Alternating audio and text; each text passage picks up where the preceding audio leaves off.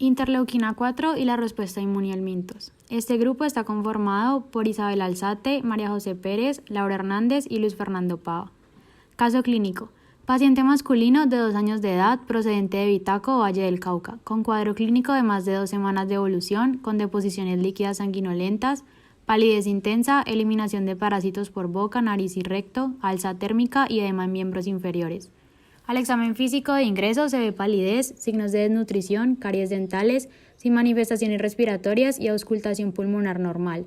En el hemograma de ingreso muestra un hematocrito de 22% y leucocitos de 15.600. Por antecedente de eliminación de ascaris por varios orificios naturales e identificarse además en S. trichuris tricura, uncinarias y ascaris. Recibe tratamiento con mebendazol con evolución favorable. Al 7º día de hospitalización presenta en forma súbita dificultad respiratoria, cianosis y a la auscultación pulmonar, sibilancias, roncus y crepitas finos en ambos hemitórax. Compatibles con cuadro de broncoespasmo severo.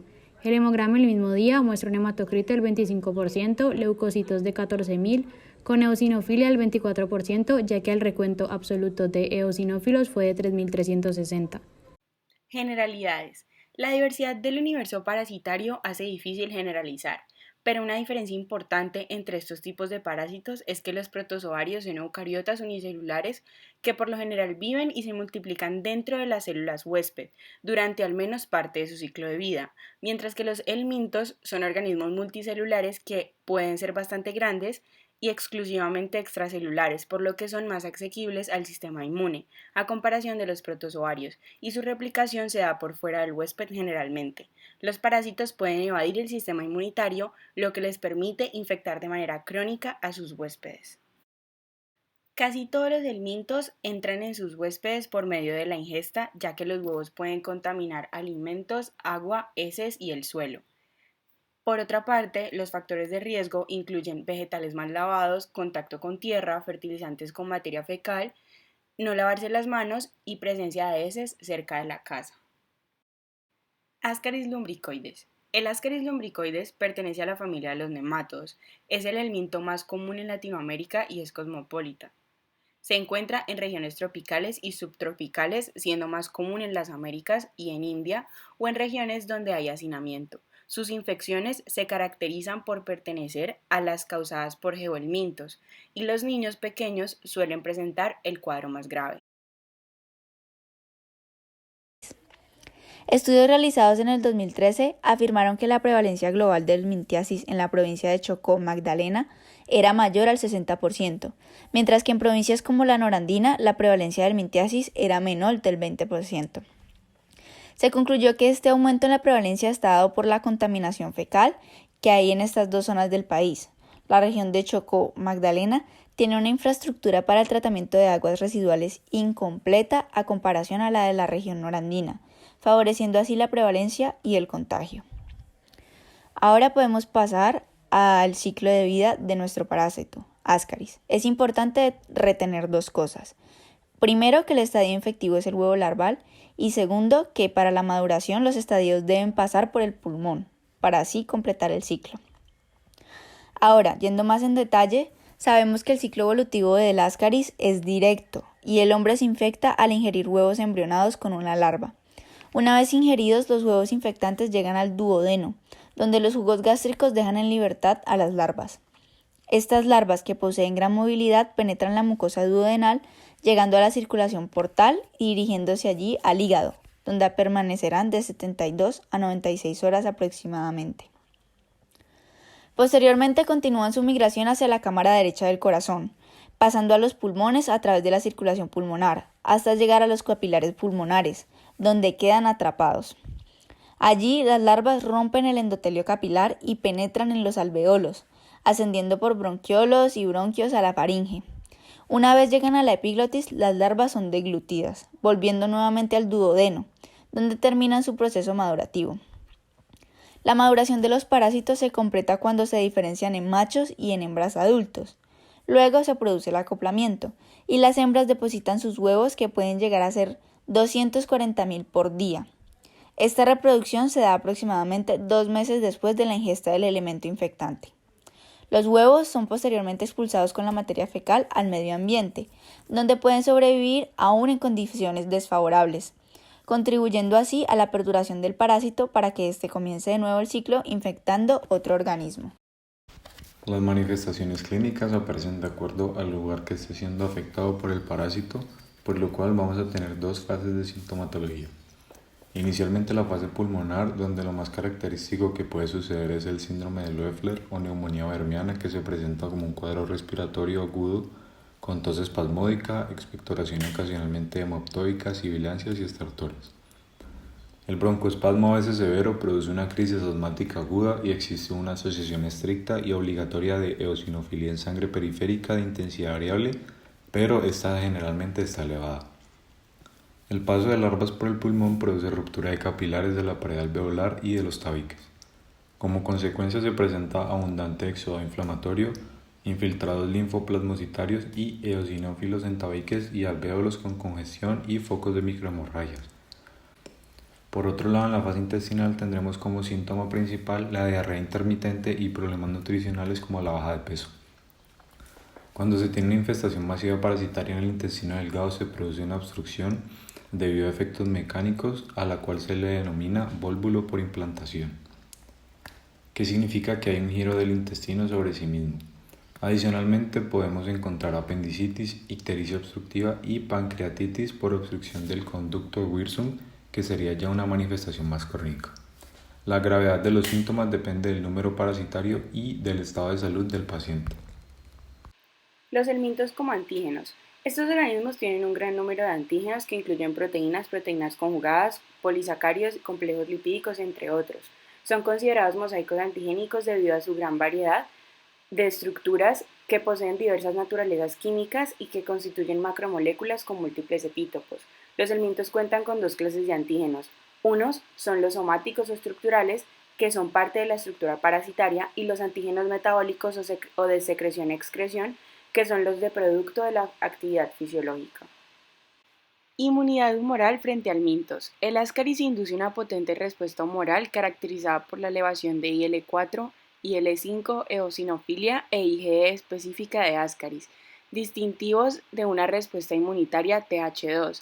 En general, la inmunidad humoral actúa sobre diferentes formas evolutivas extracelulares, teniendo como objetivo opsonizar, aglutinar o inmovilizar el organismo o inhibir su reproducción afectando su mecanismo enzimático o, como tercera medida, destruyendo el organismo en acción conjunta con el sistema del complemento y las células citotóxicas. Inmunidad mediada por células. Los helmintos que penetran profundamente en la mucosa intestinal pasan por etapas hísticas prolongadas y son capaces de estimular respuestas inmunes de tipo Th1, donde se liberan interferón gamma, IL-2 y factor de necrosis tumoral. Esta respuesta está fundamentalmente vinculada a las reacciones de hipersensibilidad retardada y a la activación de macrófagos. Los macrófagos, plaquetas y eosinófilos tienen receptores que permiten su unión a las IgE unidas a los parásitos.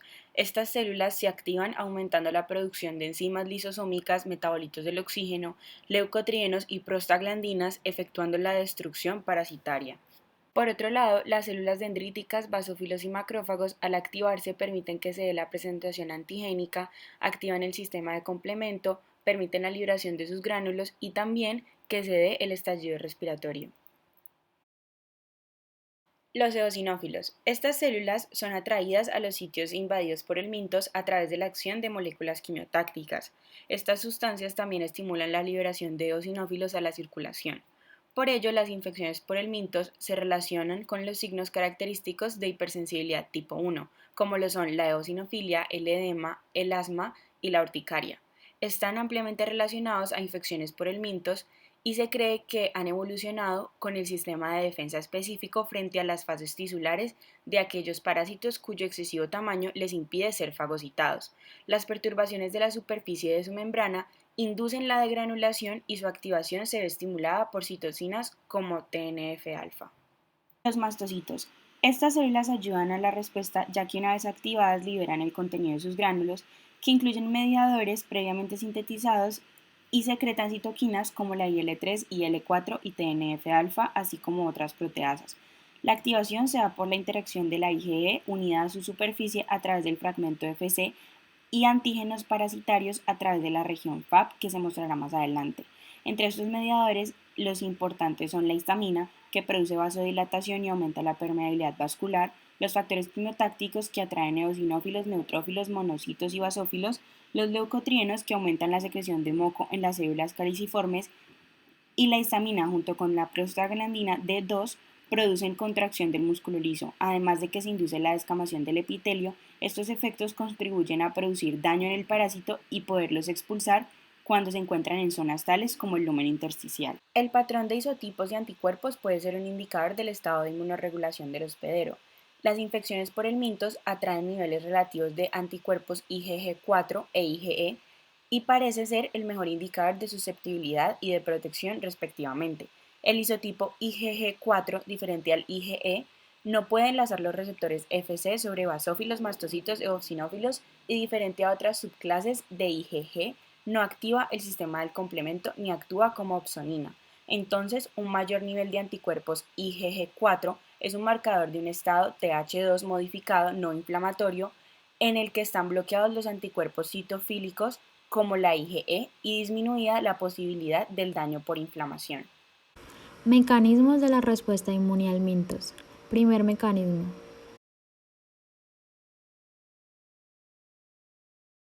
En respuesta a la presencia del parásito en el lumen intestinal, las células epiteliales intestinales producen interleuquina 25 e interleuquina 33, moléculas tipo alarmina. Estas citoquinas están involucradas en el estímulo a la producción primaria de los mediadores tipo 2. Son reconocidas por mastocitos, basófilos y células linfoides innatas tipo 2, que activadas responden produciendo interleuquina 4, induciendo la proliferación de las células T helper 2 protagónicas en las respuestas adaptativas de la infección por helmintos, que son las mayores fuentes de interleuquina 4, 5 y 13. Las interleuquinas 4 y 13 modulan las funciones de los macrófagos circundantes. Primero, deprimen las actividades proinflamatorias y microvisidas de los macrófagos tipo 1 y segundo, promueven la secreción de las citoquinas antiinflamatorias e inmunorreguladoras, la interleuquina 10 y el factor de crecimiento transformante beta, por los macrófagos de activación alternativa. Estas citoquinas regulan la inflamación e indirectamente toman parte de la resistencia del hospedero a la infección por helmintos. Por otro lado, la interleuquina 5 puede producir hematopoiesis de eosinófilos, produciendo una gran cantidad de estos para que migren al lugar donde se encuentra el parásito, mientras que la interleuquina 4 actúa sobre linfocitos B, produciendo la variación de isotipos desde la inmunoglobulina M a la inmunoglobulina E,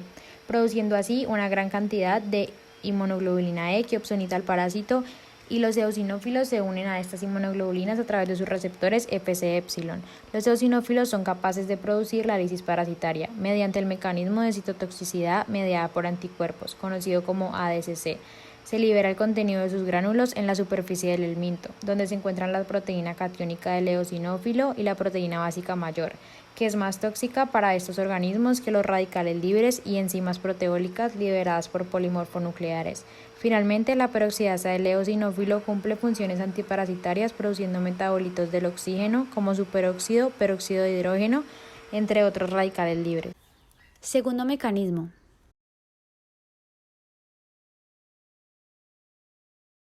La presencia de productos de excreción-secreción del mintos estimulan cambios en la actividad presentadora de antígenos de las células dendríticas de dos maneras. Primero, hay menor expresión en su superficie de moléculas coestimuladoras CD80 y CD86 y la disminución de la síntesis de los mediadores proinflamatorios como la interleuquina 12 y el factor de necrosis tumoral. Ambos hechos traen como consecuencia una supresión de la diferenciación de las células TCD4 a células T helper 1 o 17. En segundo lugar, el incremento de la producción de las moléculas antiinflamatorias e inmunorreguladoras, la interleuquina 10 y el TGF-beta, indirectamente favorece la diferenciación de las células TCD4 a células T helper 2. Además, las células epiteliales producen linfopoyetina estromaltímica en respuesta a los productos de los helmintos, que está más relacionado con la limitación de la producción de interleuquina 12. Tercer mecanismo.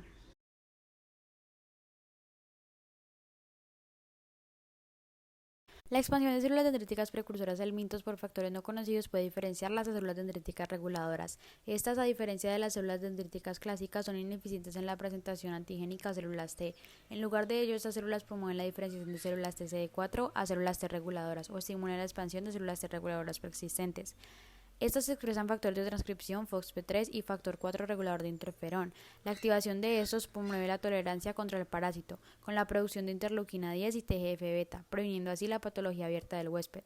La inmunidad a las infecciones por el minto requiere la activación rápida de las células T helper 2. Sin embargo, la expansión simultánea de las células T reguladoras impide las respuestas protectoras, lo que permite las infecciones crónicas. La coexpresión de los factores de transcripción, factor 4 regulador de interferón y FOXP3 es requerido por las células T reguladoras para prevenir la inflamación patógena, pero el IRF4 también se requiere para la diferenciación de las células T helper 2, por lo que hay un menor desarrollo de estas. Así pues, la pérdida de FOXP3 produce la diferencia ATH helper 2.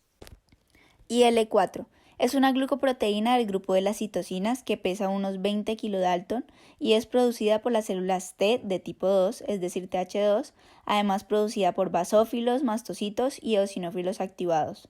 Actúa como un antiinflamatorio al bloquear la síntesis de IL-1, TNF-alfa, IL-6 y la proteína inflamatoria del macrófago.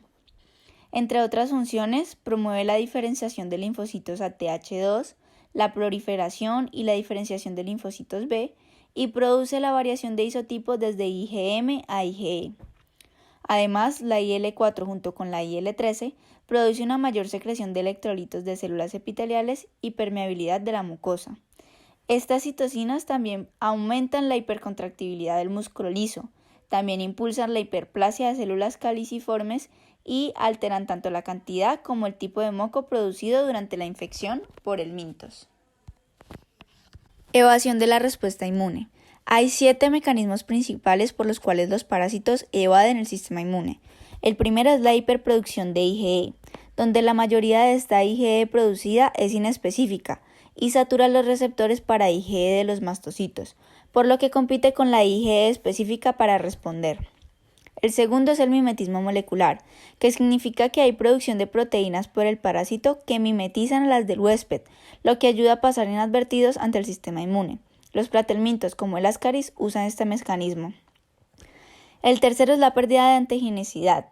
Los parásitos se vuelven menos antigénicos a medida que se desarrollan. Los Ameuncus usan este mecanismo. El cuarto es el enmascaramiento por la absorción de antígenos propios del hospedador, realizado por las tenias. El quinto es la variación antigénica, realizado por la triquinela que cambia su antígeno corticulares. El sexto es la descamación del glucocáliz, lo realiza la fasciola. Y el séptimo es la inmunosupresión, la cual se divide en 2 procesos. Primero, la inducción de células supresoras específicas, realizado por las filarias, y el segundo es la inducción de factores supresores, realizado por la fasciola, las filarias, las tenias, los tricostrongilos, entre otros. Como consecuencias adicionales, tenemos que debido a la activación de respuestas Th2 y células T reguladoras por la presencia del helminto, este tiene la capacidad de generar una regulación de la respuesta inmunitaria de su hospedero, lo cual puede tener consecuencias clínicas y epidemiológicas adicionales, como ineficiencias en la respuesta a vacunas contra otros microorganismos, el incremento en la susceptibilidad a otras infecciones y cambios en la frecuencia e intensidad de fenómenos alérgicos y autoinmunes. Para el diagnóstico de las diferentes infecciones parasitarias se utilizan principalmente 3 métodos por su eficacia, eficiencia y especificidad. Cada prueba depende de la situación del paciente y de su desenlace clínico.